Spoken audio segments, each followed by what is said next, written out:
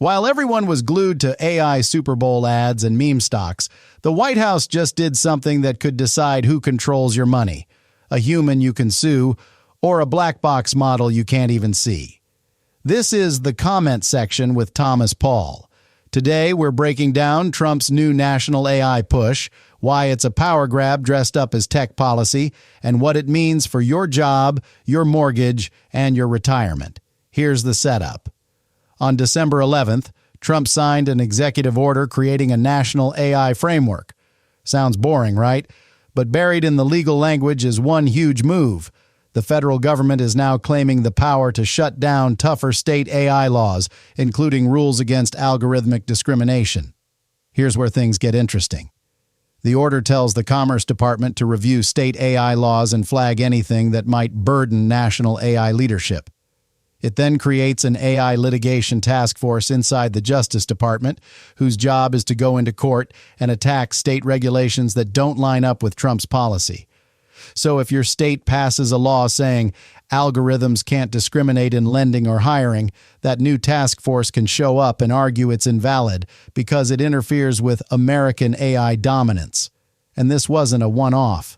Back in January, Trump had already rescinded Biden's 2023 AI safety order and replaced it with one literally called Removing Barriers to American Leadership in Artificial Intelligence. He's also been moving to pull independent watchdogs like the SEC and other agencies closer to the White House through executive orders.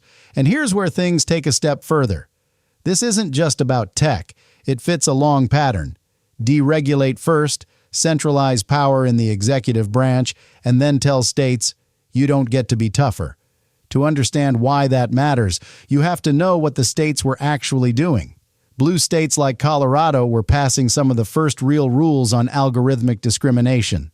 Colorado's law says if you use automated systems for things like credit, housing, insurance, or employment, you can't discriminate and you have to test your models for bias. There are disclosure rules, impact assessments, and real penalties. Why?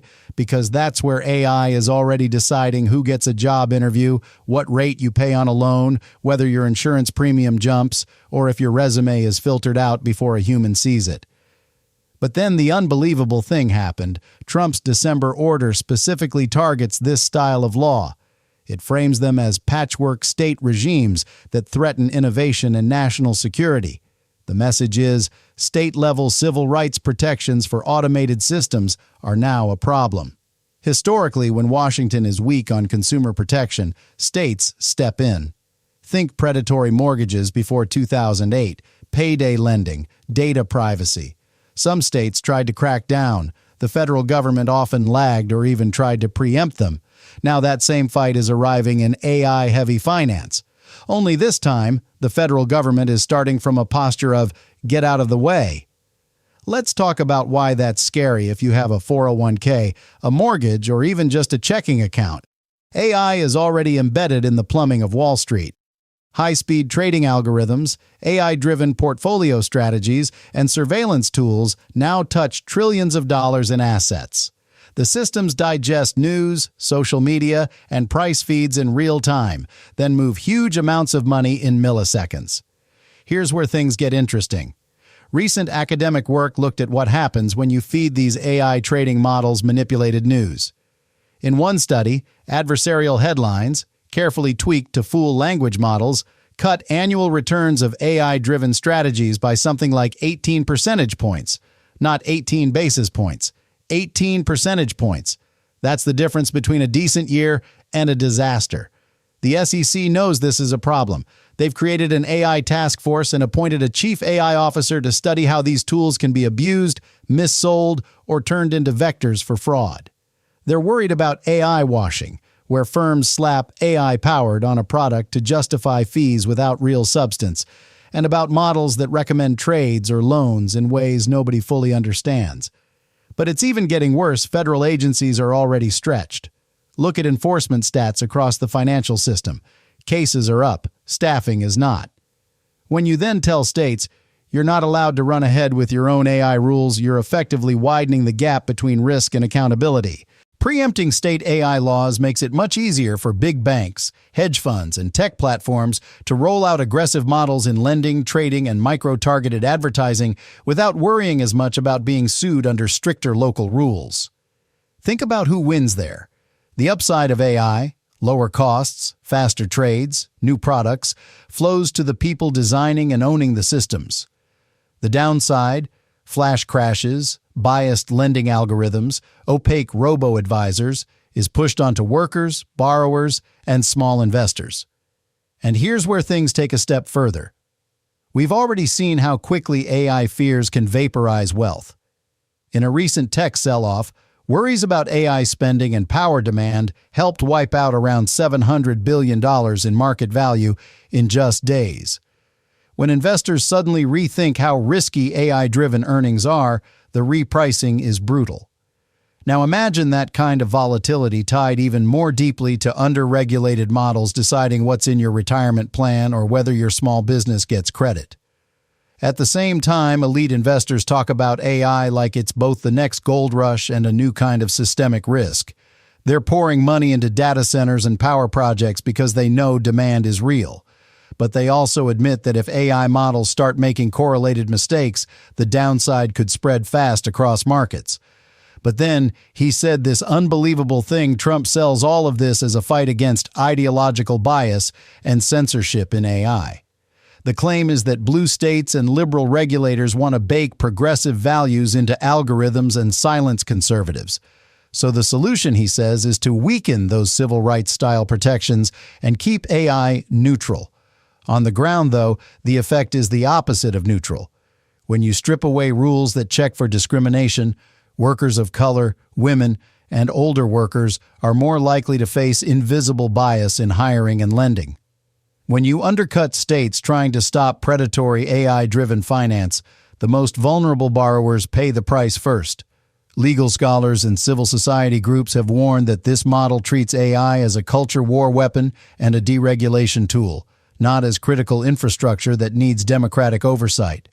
Combine that with efforts to pull agencies like the SEC more directly under White House control, and you get a picture of executive power lined up neatly with corporate interests. Here's where things get interesting. Now, what do you actually do with this as a worker or an investor? First, the politics. If you live in a state that's trying to pass or defend strong AI protections on discrimination, credit scoring, or employment, your state attorney general just became a very important person in your financial life. They're the ones who will fight the Justice Department in court when the AI litigation task force shows up. Second, federal law still matters. Pushing for real guardrails on AI in finance and employment, through Congress, through rulemaking at the SEC, banking regulators, and the Labor Department, can narrow the space where reckless models run free. But then the unbelievable thing happened. At the personal level, you have more power than you think. When a bank, broker, or fintech app pitches you something AI-powered, don't be dazzled. Ask basic questions. What decisions does the AI actually make? How is it tested for bias and error?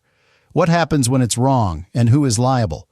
If your financial advisor suddenly leans heavily on algorithmic tools, push them to explain, in plain English, how those tools work and what the downside scenarios are. If they can't, that's a red flag. And this is where my own bias comes in.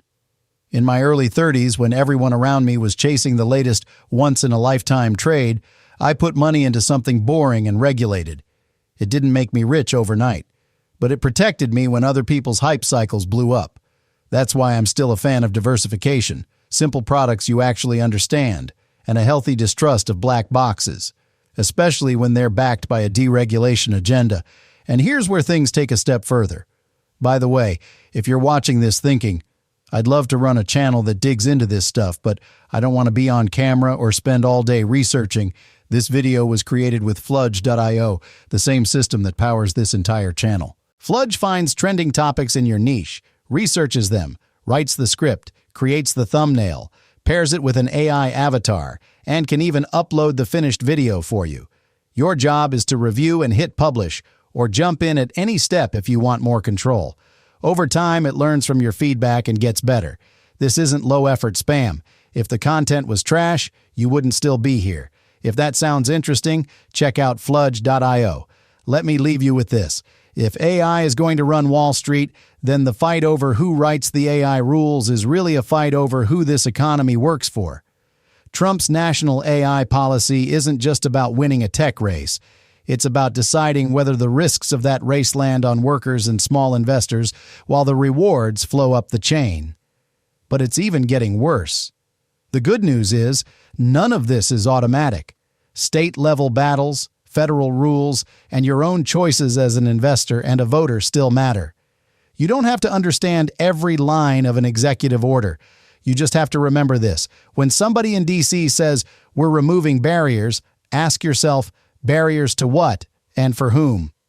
If you found this helpful, drop your thoughts in the comments.